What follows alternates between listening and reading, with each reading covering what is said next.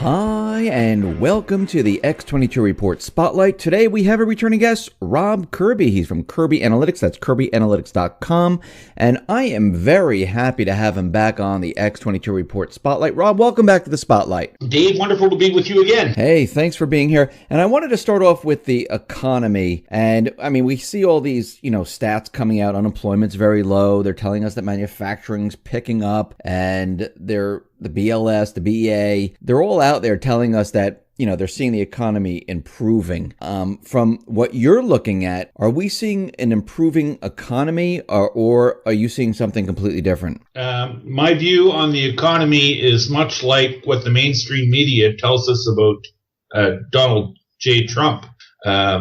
Most of what we're being told by the mainstream press is an illusion. Personally, my view on the economy is that it's no better than Trump is engaged with Russians in let's just say gerrymandering the results of elections. So you can make these people in Washington seem to be able to make the statistics sing and dance for them as they see fit to let's just say paint a picture that's commensurate with the narrative that they choose to sing at any given time. Employment data, in my view, is all manufactured and it's false. The state of the economy, while I acknowledge that the stock market has gone up, I really do not believe that the economy is actually showing the strength that would warrant these higher numbers. And what I do believe is propelling the stock market to the heights we've seen is the hopium that we will see tax cuts down the road. And with the gridlock that we see on the Beltway and Beltway in Washington, I really don't see these hoped for tax cuts really coming to fruition. So you don't think they're going to push the tax cuts through? I mean, these are really corporate tax cuts, not really individual tax cuts. Well, exactly. But I mean, I just don't see it happening. I literally see the proposed or hoped for corporate tax cuts meeting the same fate as Obamacare reform, which really is dead in the water. It just isn't happening. Now, do you think the establishment, the cabal, some people call them the cabal, the deep state, you think they're trying to just keep the status quo right now? Is that why they're not letting anything through?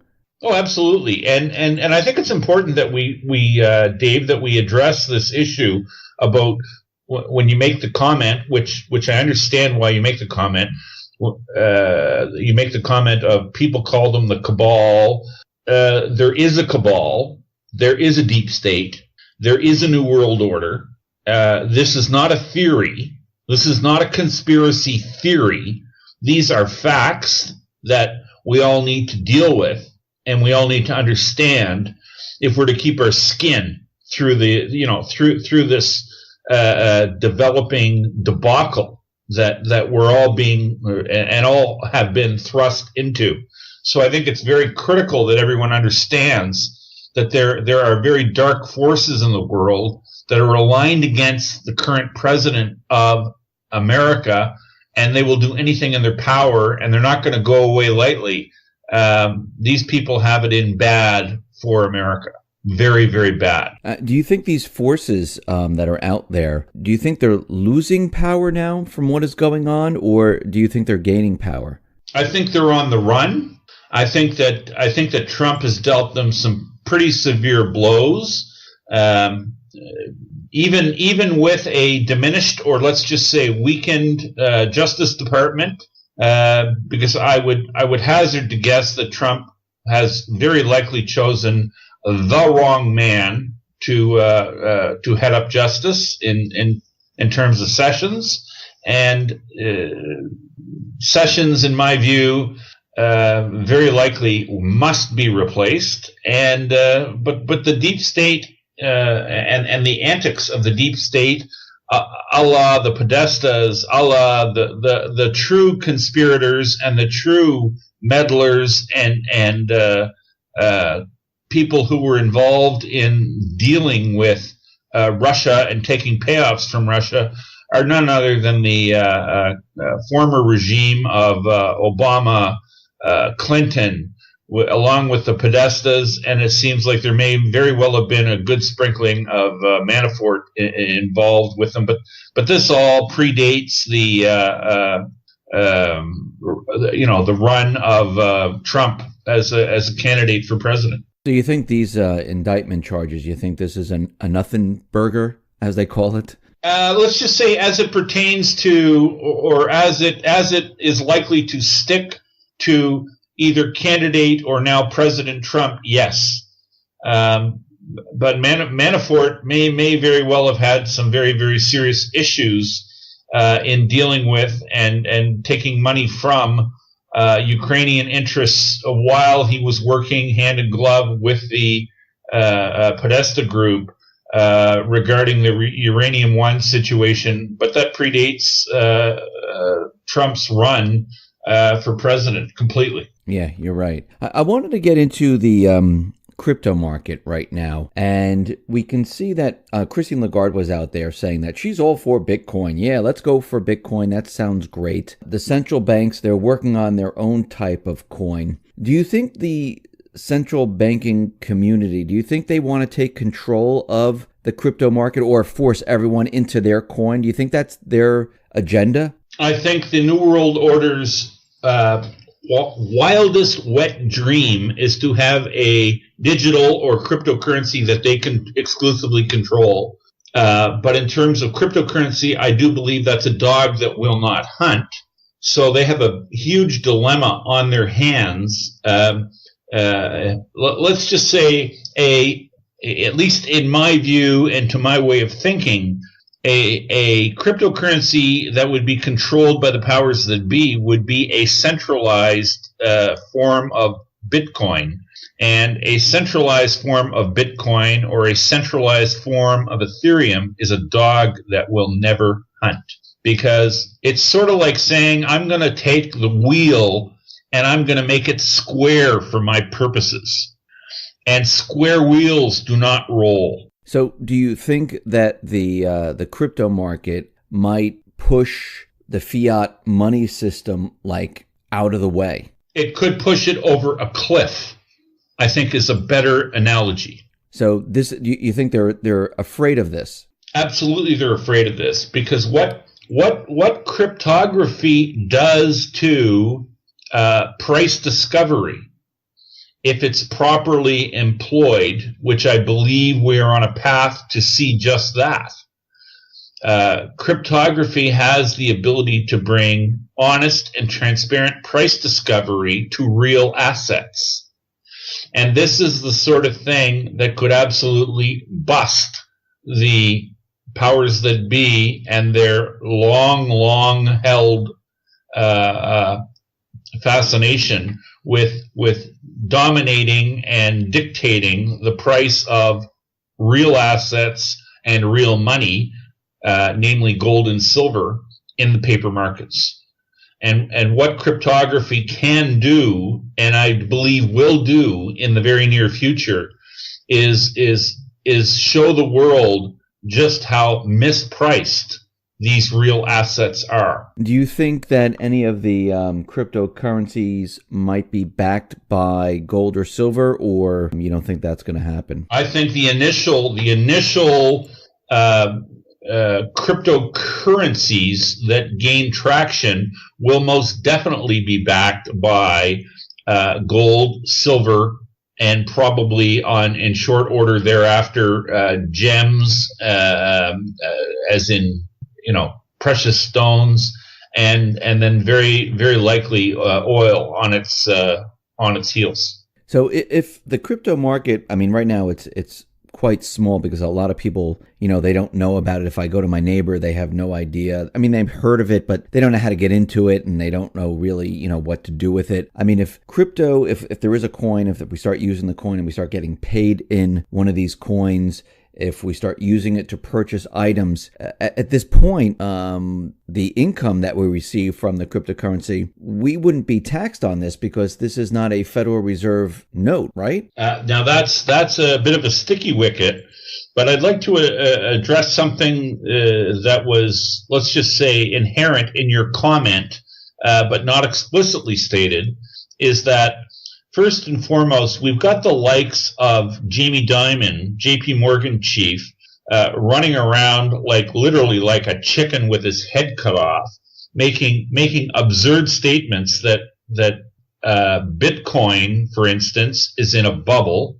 And what I find extremely interesting about Mr. Dimon's comments, because included in his rants, which is the best way to describe his commentary regarding Bitcoin and cryptocurrencies in general, he makes rants stating that it's a bubble, that it's a fraud, and Mr. Jamie Dimon should know very well what frauds are, because JP Morgan is engaged in fraud every day of their existence.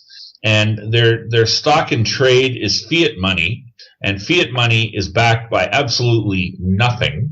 And fiat money is the definition of the world's biggest Ponzi scheme, period. And when Mr. Dimon refers to Bitcoin as being backed by nothing, he should really have a look in the mirror, or have a better look at the fiat regime that his bank helps to support. And fiat money is also backed by nothing. And one thing that, and it should be stated, one thing that Bitcoin at least has going for it that fiat money will never have going for it is that at least with Bitcoin, we know how many Bitcoins there are in existence, and with fiat money, we will never know the answer to that question, because we don't know how much fiat money there is in existence. And let's just say, if one were to take a quick look at the work of recently published material by Catherine Fitz, with collaboration with the likes of Dr. Mark Skidmore, from a very, very prestigious chair at the University of Michigan, where Dr. Skidmore and his group have been able to identify $21 trillion worth of undocumented money expenditures from just two divisions of government, namely, I believe it was the Army and I think it was the Army and HUD. $21 trillion worth that they don't know where the money is. The fact that 21 trillion is missing, Dave, should make everybody's head swivel on their necks, because 21 trillion doesn't just go missing and evaporate into thin air. 21 trillion is maybe not accounted for, but 21 trillion is somewhere. And so where is the 21 trillion? And who has it? And who's in control of it? And if $21 trillion is missing, what does that do to our Fed Reserve commentary and reportage of monetary aggregates? Because there is no accounting for $21 trillion of missing cash in monetary aggregates as reported by the Federal Reserve. And what this reality does is it makes a complete and utter mockery of everything that the Federal Reserve posts. So there are vast, vast sums of money that are in existence that are simply unaccounted for, and by virtue of them of existing, it makes a complete and utter mockery of everything we're told about our money supply, and basically it makes a mockery of everything we're told by officialdom regarding economics. And this is not the first time we hear this. I mean, going back before 9/11, the day before, the Pentagon, they were missing, $10 trillion. Back then, actually, Dave, I think the number then was, I believe it was 2 or 3 trillion. Well, that number is now ballooned to 21 trillion.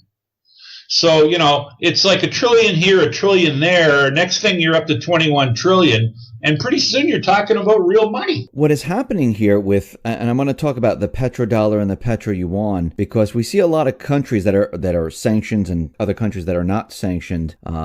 They're moving closer and closer towards China and Russia. I mean, Venezuela is looking to take on the petro yuan. Saudi Arabia is moving towards this area. Egypt is moving towards this area. Qatar, Iran, Iraq, Syria, Philippines. They're all like moving away from the U.S. and looking towards Russia and China. Is the petro yuan going to compete against the petrodollar? The short answer to that, Dave, the petro yuan is going to compete with the petrodollar without a doubt. And the petrodollar's dominance as the world's reserve currency is literally a dead duck sitting on a very, very flat pond. And there are many, many, many guns with their scopes with the petrodollar in the crosshairs right now. And the notion that the dollar will continue in its let's just say in its long held position as the world's reserve currency, that position is squarely in the crosshairs, and that is just something that will not continue on a go forward basis. And what that makes me ask the question is, we formerly, or just a minute ago, we're talking about $21 trillion worth of missing money. Somebody has within their grips that $21 trillion. What happens when the people who are currently in control of $21 trillion, what happens when they get an itchy trigger finger and come to the conclusion that those dollars, that nest of dollars that they are sitting upon, will soon become tapioca? What do they do with those dollars? There will be a rush to, at least in my view, there will be a rush to tangible assets. There will be a rush to different forms of currency that might be likely replacements for the status quo, which means that going forward, the prospects for things like physical precious metal have never looked brighter. And the prospects for cryptocurrencies in general look very bright. And for specific cryptocurrencies going forward, I would say the very, very near future looks absolutely brilliant. So I would put, in terms of tier one assets on a go-forward basis, I would include things like the yuan. I would include things like the euro, and physical precious metals, along with certainly at least a select group of cryptocurrencies. So when you were talking about this whole thing about where they're going to put this money, from your research and what you've been looking at, Rob, do you see insiders stuffing money into the crypto market, stuffing money into the precious metal market right now because they see what's happening? What we've seen so far is a slow drip. And what I see coming is a torrent. And to me, this has to happen without a doubt. Oh, and just to revisit and to finish off the thought that I didn't quite finish regarding Jamie Dimon and his rants against Bitcoin and cryptocurrencies, when Mr. Dimon says that Bitcoin is in a bubble, I take informal surveys amongst people that I interact with in the real world, not the world that Jamie Dimon lives in. And most people that I speak with don't even know what a cryptocurrency is. I will admit that most people have heard the name Bitcoin, but I have yet to meet a person in the general public who actually owns any Bitcoin or knows how to transact in Bitcoin. And with the very, very, very small number of people that actually understand what Bitcoin or cryptocurrencies are, or who actually own a cryptocurrency or Bitcoin, how could it possibly be in a bubble? Yeah, that's absolutely true. When Bitcoin is in a bubble, taxi drivers will be telling you about Bitcoin. I have yet to meet a taxi driver or an Uber driver who even knows what a cryptocurrency is.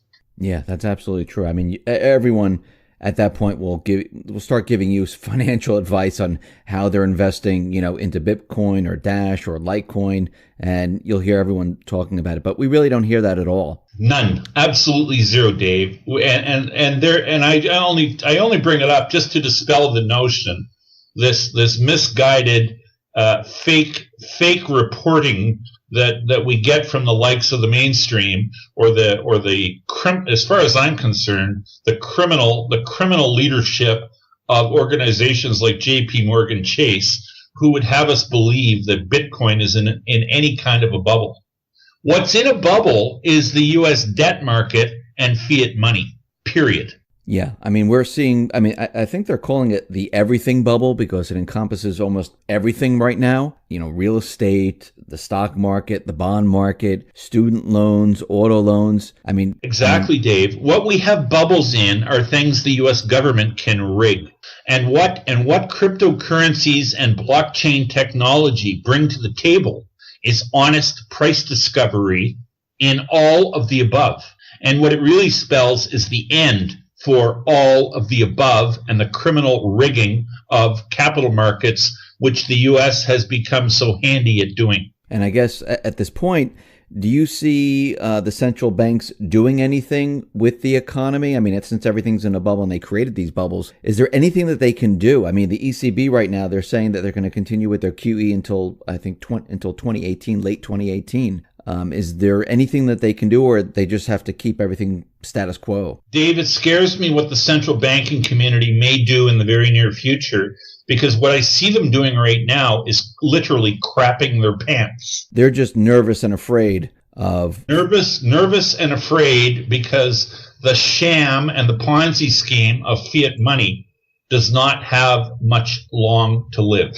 So when you say not much longer, what do you see coming down the pike? What I see coming down the pipe in the Western world, I see an unprecedented hyperinflation. I believe we're on the eve of that right now, metaphorically speaking.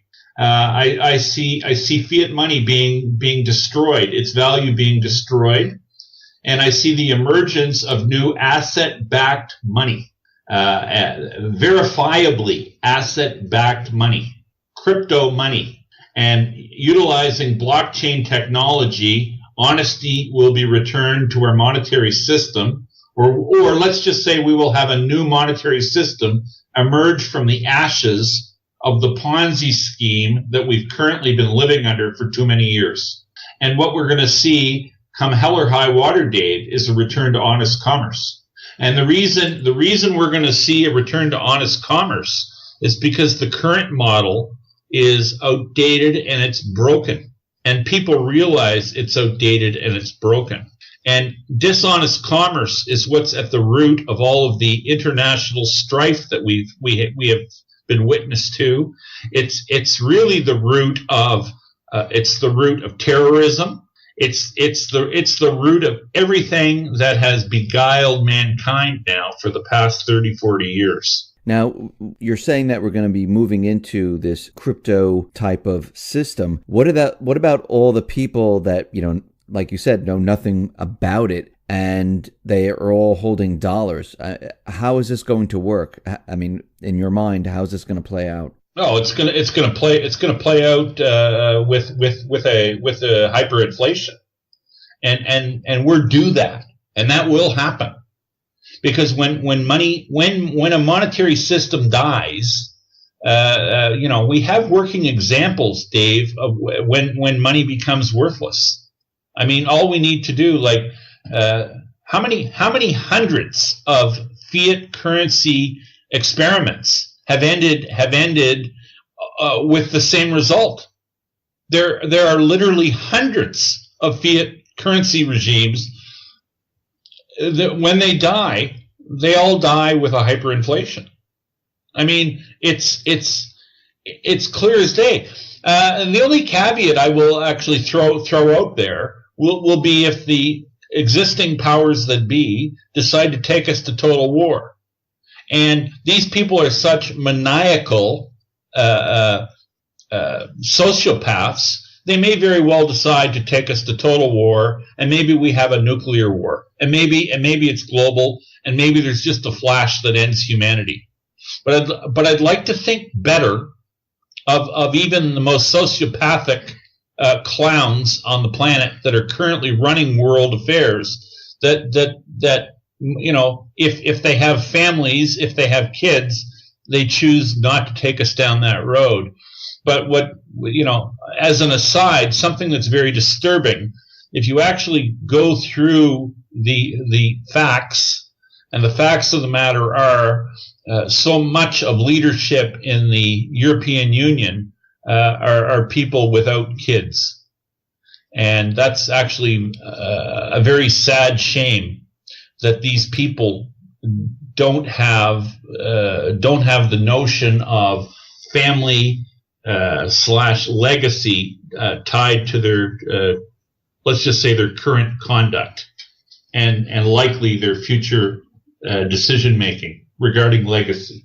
Well, this is where you can see that they don't care if we go to war or anything like that, because that it's not their kids or anything that are going to war, so they don't really care. Exactly. So, we talked about before we went live on the interview. We talked about globalism, and I wanted to get your take on globalism right now, because we can see the Middle East right now, where we had all these regime change, and we were trying to get into Syria.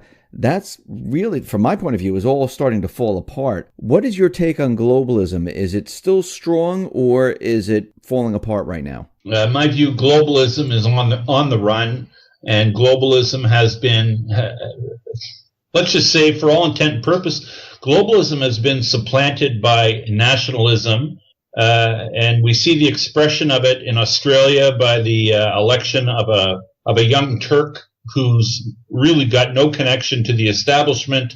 We see it in the rise of populism in Italy. We see it with the rise of populism in Germany. We see it through the expression of the British populace through the Brexit vote. We see it through the election of Donald J. Trump. A lot of people, at least in my view, mistake the rise of Trump as a let's just say a singular, or they attach the movement to a sole personality like Trump. But in my view, anyway, Trump is only surfing a wave that is enveloping the whole world, and that's the let's just say the world is repelling globalism. The world has realized that they've been lied to. The world has learned or come to understand that the media that we've been fed is for the most part lies, and people are sick of it. And people want transparency. People want to know the truth. People are sick of lies. People don't want the Clintonism. They don't want the people want local governance. People don't want to be dictated to by the United Nations. People don't want to be dictated by technocrats who are unelected and answer to no one. People want results, and people want to know that they have a say. And so this is something that's not going away. And it's as it evolves, it's going to get stronger. Like this is something that will not be repelled unless we have total war. This is where we're headed. Rob, thank you very much for being on the X22 Report Spotlight. Once again, how can people see your work? You can catch me on the web at kirbyanalytics.com.